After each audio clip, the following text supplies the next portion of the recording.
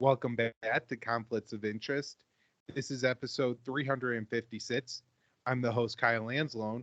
Today, joined by co-host Connor Freeman. Connor, how you doing? I'm doing great, Kyle. How are you? Doing very well, Connor. Happy to have you back on. And as was the case earlier in the week, my microphone is not in yet, so we have a little bit different setup here today. But we should have a good show for you nonetheless. A lot of news on Russia and Iran.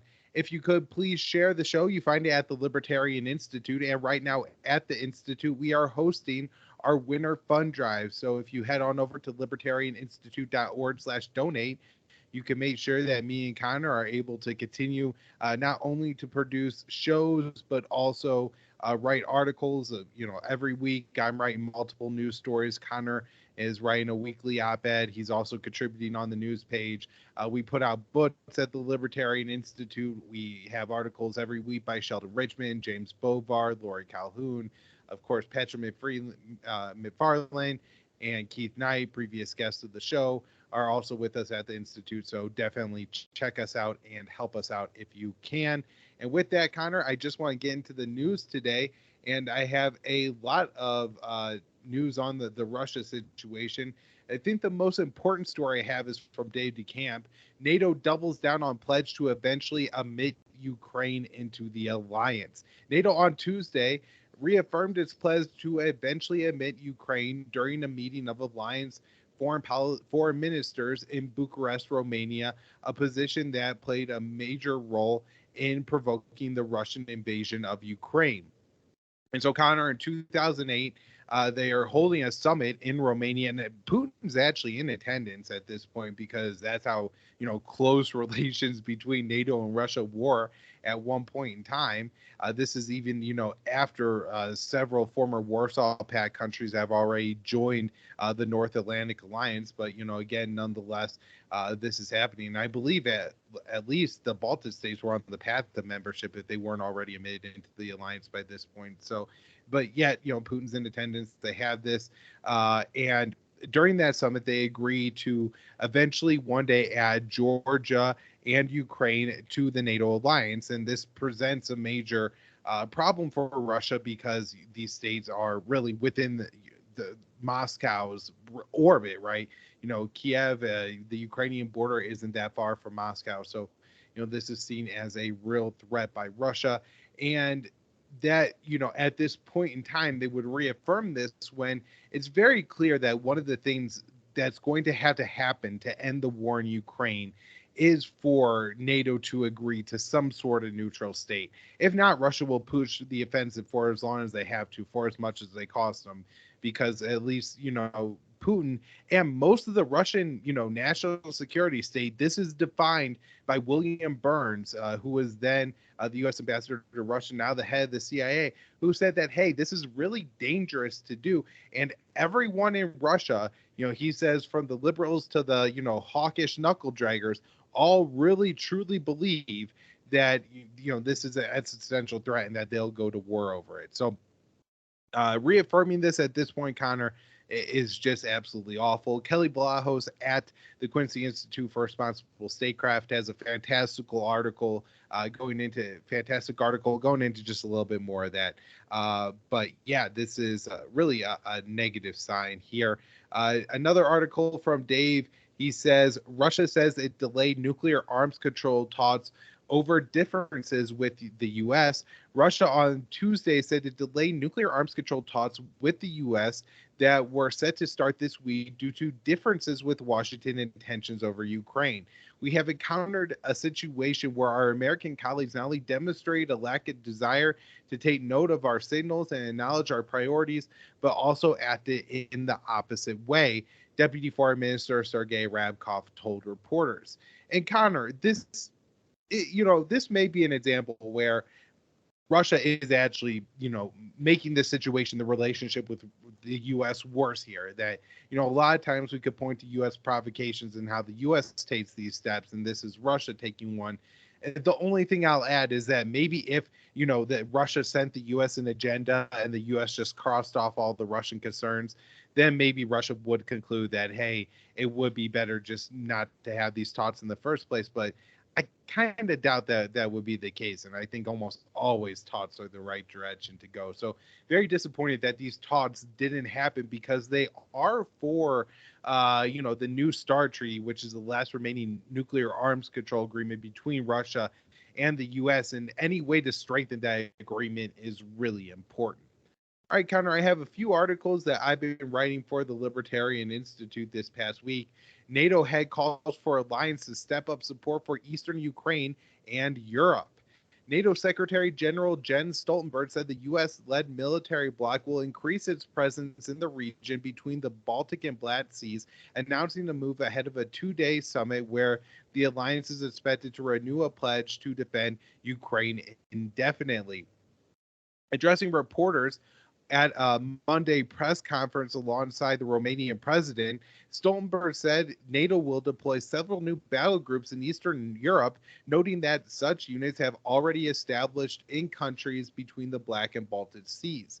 Stoltenberg went on to claim that additional military expenditures are necessary to defend member states from Russia, warning that Europe is facing its greatest security crisis in a generation. We need to be prepared for more attacks. That is the reason why NATO allies have stepped up support for Ukraine, with including additional air defense systems, training, and ammunition, he said.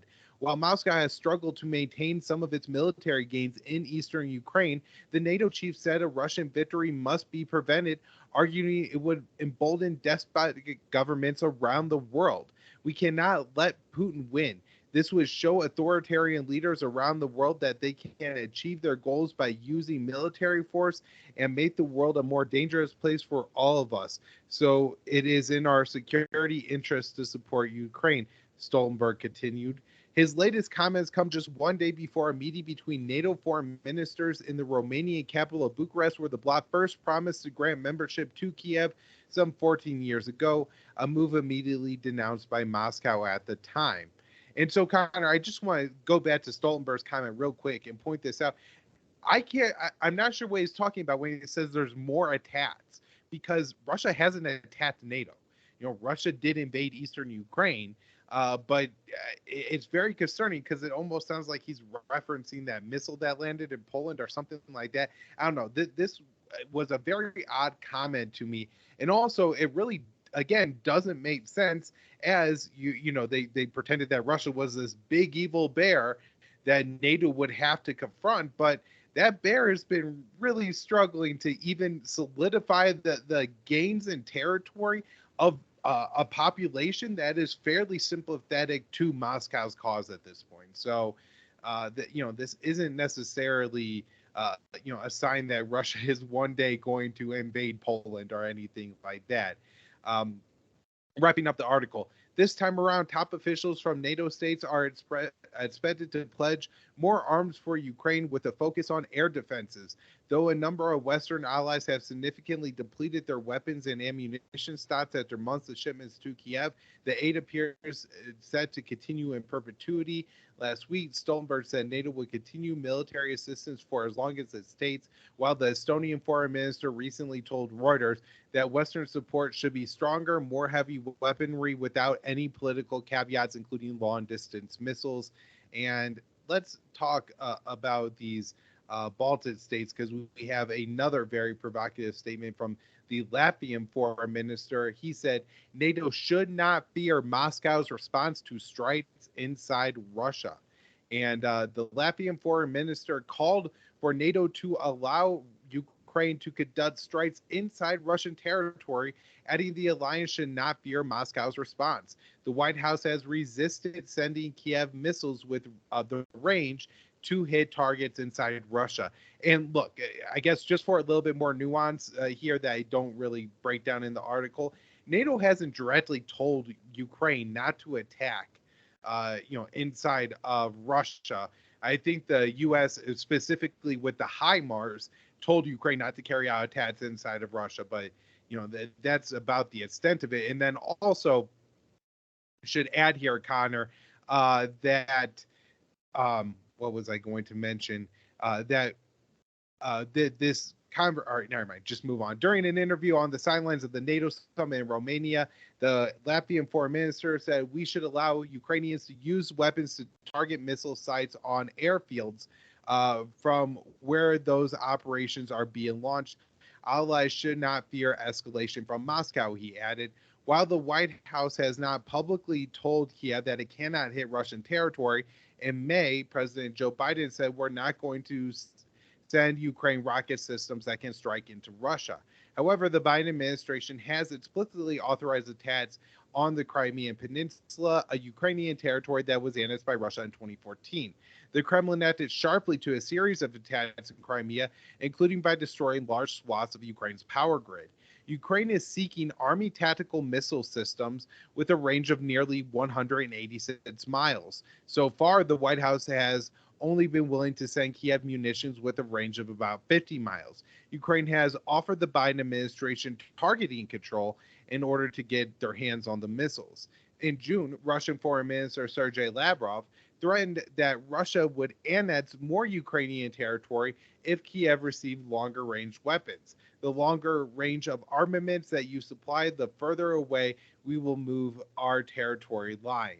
In an interview with Bloomberg on Tuesday at the NATO summit in Bucharest, the Italian foreign minister warned against direct confrontation with Russia. We don't want any problems with other countries.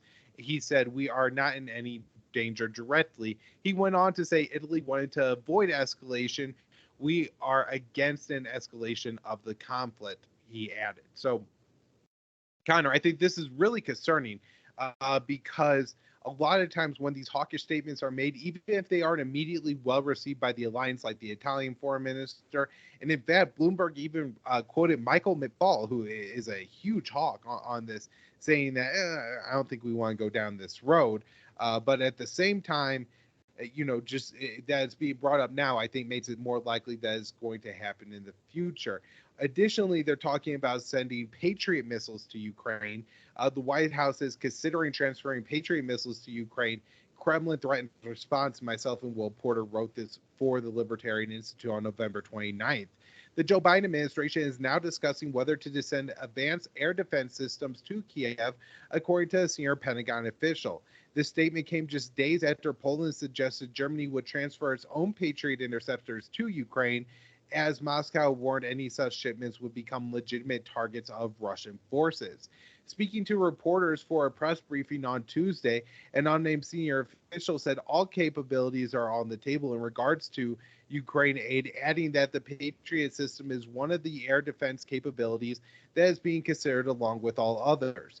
Pentagon Press Secretary General Pent Ryder said later clarified that the White House has no immediate plans to send Patriot missiles to Ukraine, but noted the discussions are underway. As whether the administration concerned a Patriot transfer would escalate tensions with Moscow, Ryder offered no direct answer, instead explaining complications related to training and maintenance, saying such advanced weapons are not plug and play. The Patriot missile defense system is produced by Raytheon, where the Secretary of Defense, Lloyd Austin, once served as a board member. The platform is considered to be NATO's most sophisticated air defense weapon. The comments come from two U.S. officials as other NATO bloc met for a major summit in Romania on Tuesday, where member states pledged additional support for Kiev's war effort. In his speech delivered at the start of an event, NATO Secretary General Jens Stoltenberg said the alliance would stand with Ukraine for as long as it takes, and later suggesting that NATO itself was also discussing a Patriot missile deployment to Ukraine. Dmitry Medvedev, the deputy chair of Russia's Security Council, responded to the NATO chief in a social media post warning that Moscow would not allow the advanced American weapons to reach the battlefield. If, as Stoltenberg hinted, NATO supplies the advanced weapons system and personnel, they will immediately turn into legitimate targets for armed forces, and I hope it is clear for the North Atlantic impotence, I think is what he was going there. Some Europeans have also mulled whether to ship Patriots to Ukraine in recent days after a stray Ukrainian air defense missile crossed into Poland and killed 2 farmers. Earlier this month, Germany offered to station one of its own Patriot missile systems in the country to prevent any future cross-border incidents. However, while Warsaw declined and urged Berlin to send the platform to Kiev instead, a German official said they could not do so as the weapon was a part of NATO's collective air defenses and Ukraine is not a member of the alliance. And the last article I have here today, Connor, is from Will Porter. U.S. approves heavy weapon sales to NATO hopefuls. The U.S. government has authorized a flurry of arms sales to European allies in recent weeks, including more than $850 million in advanced missiles and rockets to Finland, which is currently seeking to join the military alliance. The U.S. Defense Cooperation Agency outlined the latest sale to Finland on Monday, noting that the State Department has approved the deal for 40 AIM-9 Sidewinder missiles and related guidance units, as well as 48 AGM-154 joint standoff weapons for an estimated $323.3 million. The proposed sale will support the foreign policy and national security of the United States by improving the security of trusted partner, which is an important force for political stability and economic progress in Europe, the DSCA said, stressing that the deal would not alter the basic military balance in the region. The Sidewinder is a versatile, short-range air-to-air munition capable with a wide variety of different launchers, first developed by the United States in 1956 and later adopted by dozens of American allies. The AGM-154 is a medium-range glide bomb, is a much newer design in service in the U.S. since the 1990s and is capable of carrying various warheads. Both weapons are produced by Raytheon and have been used by Finnish forces for several years. And of course, just happens that the Secretary of Defense used to work at Raytheon. The State Department gave the green light for even larger arms transfer to Finland earlier this month, approving a $535 million sale for hundreds of guided multiple launch rocket systems, which can be fired from 2 U.S.-made multi-launch rocket platforms, the M270A1 MLRS and the M124 our 142 high mobility artillery rocket system, and those are the HIMARS. The latter weapon system has made an appearance on the Ukrainian battlefield as the Joe Biden administration has provided at least 38 HIMARS launchers to Kiev, one of the heaviest and longest range weapons shipped to the country since Russia invasion kicked off last winter. Despite reports that Washington and its NATO allies have severely depleted their weapons and ammunition stocks after countless transfers to Ukraine, with some officials suggesting it will take years to replenish certain systems. The State Department has approved several other large military sales this month to European partners. As of November 8th, Belgium is set to receive $380 million in AIM-120 air-to-air missiles and related gear, which the DSCA said would help keep Brussels F-16s and F-35s in a combat-ready status. Lithuania, meanwhile, is looking to procure 8 HIMARS launchers and various munitions to the tune of about $500 million, a deal that would require U.S. personnel to visit the country twice each year for program management reviews and other support services. Switzerland also got on this month's European spending spree, outdoing its neighbors by nearly twofold with a $700 million purchase for 72 PAC-3 segmented enhanced missiles for the U.S.-made Patriot batteries. Despite the country's nominal non-aligned status, the DSCA said the sales will help improve the interoperability of the U.S. and NATO forces, underscoring Switzerland's close military ties with the North Atlantic Bloc. And with that, Connor, I will hand it over to you to talk about some Iran news. Absolutely. All right. So Aviv Kohavi, the chief of the Israeli military, was in DC recently for 5 days with several high-profile meetings. It was all revolving around boosting U.S. and Israeli cooperation, preparing for war with Iran. So this one's from Dave DeCamp on November 22nd. Israeli military chief tells U.S. to step up planning for joint attacks on Iran. So The chief of the Israeli military is pressing Washington to step up planning for joint attacks against Iran. This is from the Times of Israel. And he arrived in the U.S. on the Sunday before Thanksgiving for, like I said, the 5-day visit. Held talks with Chairman of the Joint Chiefs of Staff, General Mark Milley, CIA Director William Burns, and National Security Advisor Jake Sullivan. COI said during the discussions, it was agreed we are at a critical point in time that requires the acceleration of operational plans and cooperation against Iran and its terrorist proxies in the region.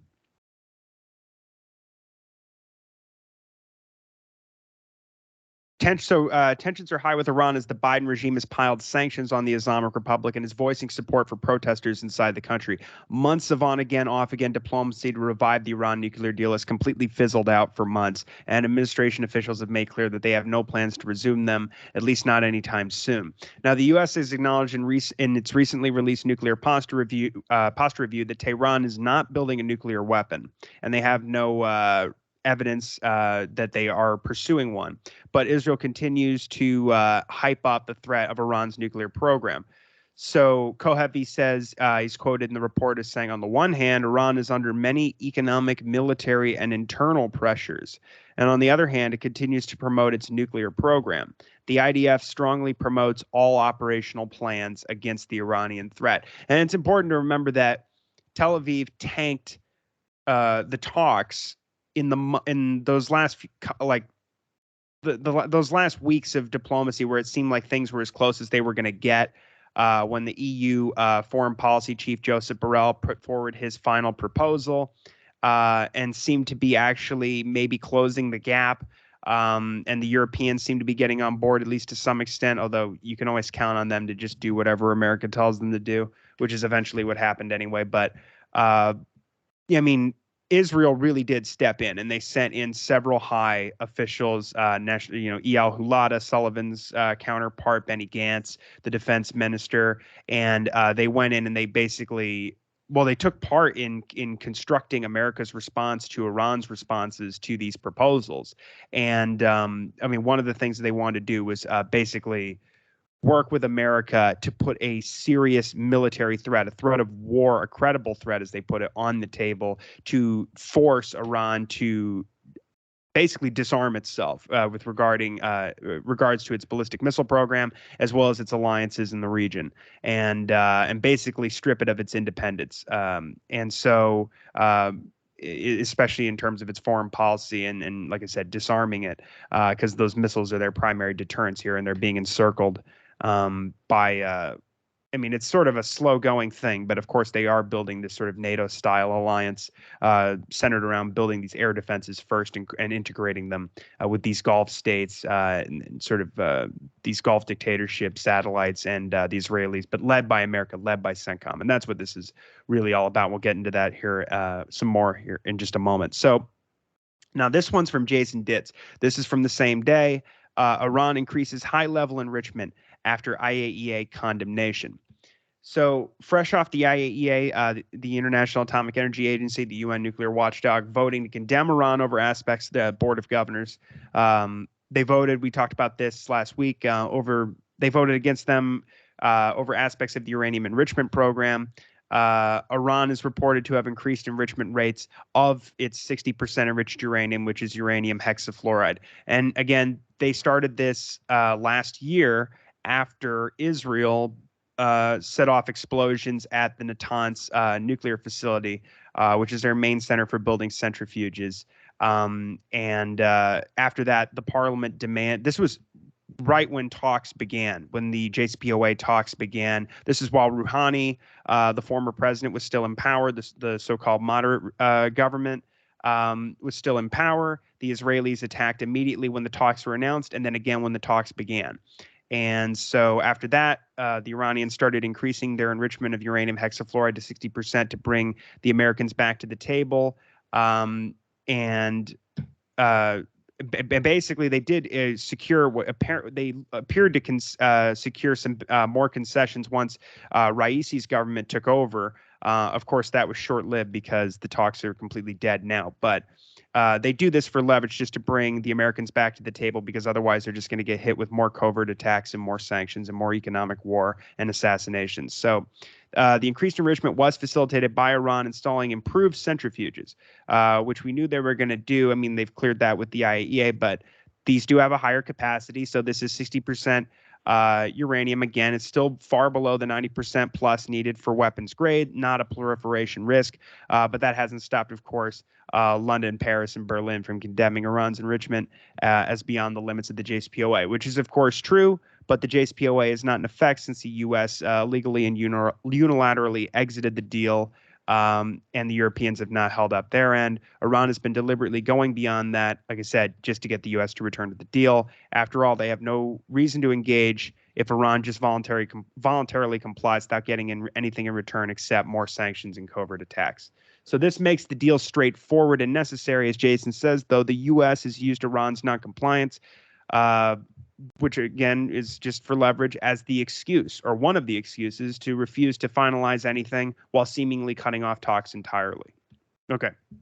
So now we have another one from the 24th from Dave DeCamp, again at antiwar.com. Israeli military chief says joint activity with U.S. to significantly expand. So once he returned from to Israel from the trip to D.C.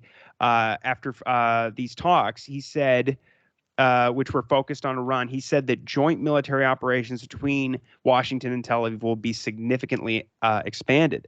Quote, in order to improve our capabilities in the face of challenges in the region, joint activity with the U.S. Central Command will be significantly expanded in the near future. This is again from Times of Israel. Kohevi said that Israel will continue to act at an accelerated rate against the entrenchment of the Iranian regime in the region. Israel frequently carries out covert attacks inside Iran, but it's unclear if the IDF can pull off airstrikes in Iran without support from the U.S. We've discussed this before, striking the underground nuclear facilities, which have been built even further underground, of course, as a result of all these different attacks, particularly from Israel, has basically put them out of range because the Israelis don't have the necessary bunker buster bombs in order to hit those facilities. Okay, now this is huge. I mean, this week. So in May, there were these massive there's massive drills called Chariots of Fire that went on for a month, basically simulating war, the Israelis, simulating war with Iran and all the different contingencies, fighting Hezbollah north of the border, etc.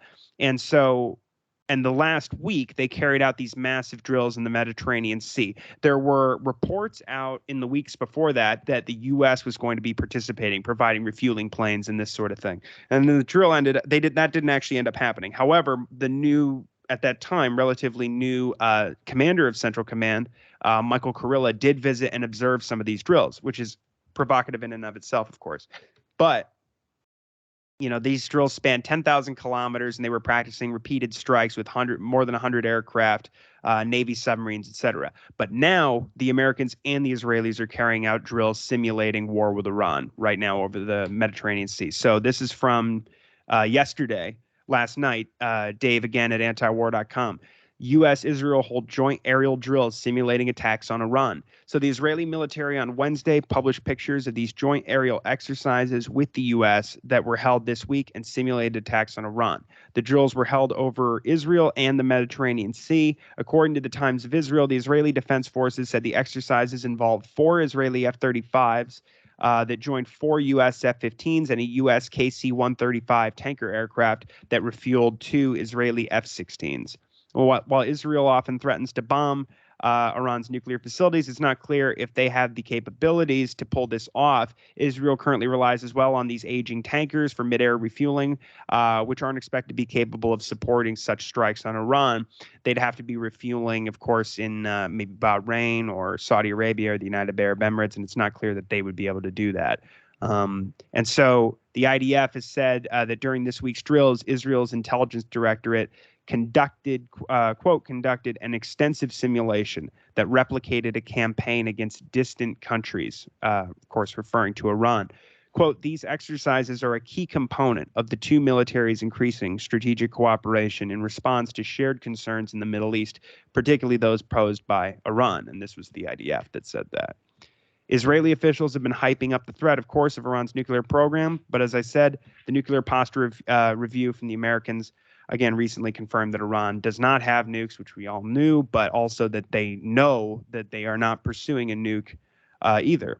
Now, that conclusion hasn't stopped, of course, the threats from Israel or the U.S. and Robert Malley, who's been a horrible failure as the envoy for Iran, of course, warned in October that the U.S. will use a military option against Iran as a last resort to prevent it from acquiring a nuclear bomb. And we have heard reports from American officials in Axios and elsewhere and other media talking about how they are preparing. They're acting as if the deal is dead and it's not coming back, and they're preparing a military option now. And they said even that if Iran came back and was willing to compromise and wanted to make a deal, like even if they, presumably even if they cried uncle at this point, it wouldn't matter. No deal. And they're preparing for war. They're doing it right in front of you. So anyway, light news week on Iran, light news week regarding Iran this week. But I'm sure there'll be more next week. But this is pretty crazy. And just looks like we're preparing for war, especially with North Korea right now and Iran. And the whole thing is just spiraling out of control. All right, Connor, thank you so much. And just want to say an extra appreciation to the audience this week for putting up with the technical issues as I wait for Amazon to deliver my microphone upgrade. So hopefully, starting with next week's show, but definitely by the middle of next week's show, we will have better audio quality here at Conflicts of Interest. And again, if you want to help us continue doing this and improving, head on over to the Libertarian Institute and help us with our fundraiser. Thanks, Connor. Thank you, Kyle. Thank you, everybody.